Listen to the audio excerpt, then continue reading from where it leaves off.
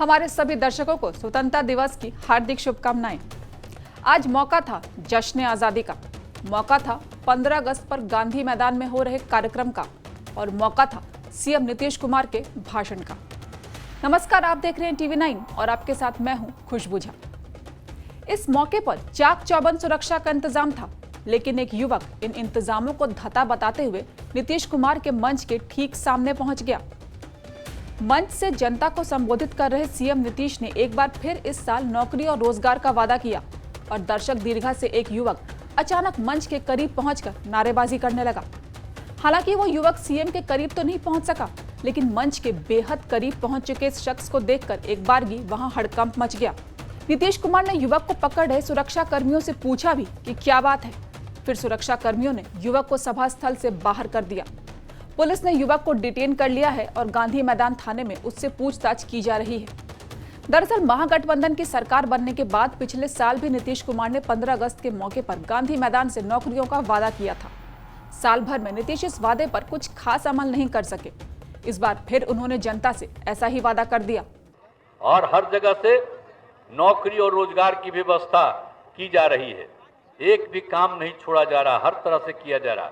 अब इस बार हम तो पिछली बार क्या बोले थे आपको कि भाई हम लोग सरकारी 10 लाख नौकरी करेंगे और 10 लाख रोजगार का अवसर देंगे। और जान लीजिए इस बार बहुत हो गया है, अगले साल तक ही काम पूरा हो गया। अभी आपको बता देते हैं, अभी 1,50,563 सरकारी नौकरियां लोगों को प्राप्त हो गई और 3,62,404 नए पदों का सृजन किया गया और 2,86,461 पदों पर नियुक्तियां प्रक्रियाधीन है।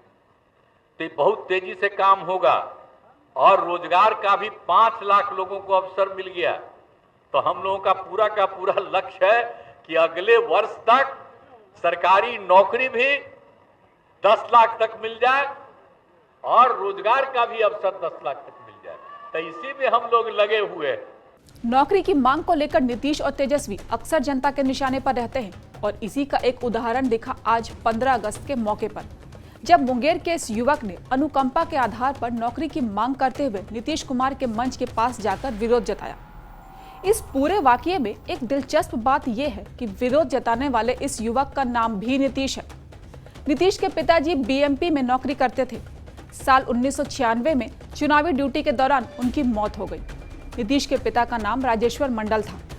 पटना जिला प्रशासन का कहना है कि नीतीश किसी वीआईपी के साथ वीआईपी दीर्घा तक पहुंचा था, लेकिन अभी तक ये पता नहीं चल पाया है कि कौन वीआईपी नीतीश को अपने साथ लेकर वीआईपी दीर्घा तक पहुंचा। युवक के हंगामे के कारण सीएम नीतीश कुमार को कुछ सेकंड के लिए अपना भाषण रोकना पड़ा। युवक एक पोस्टर लेकर पहुंचा था। बताया जा रहा है कि वो नियोजित शिक्षक था और काले कपड़े पहनकर सीएम के सामने पहुंचा था।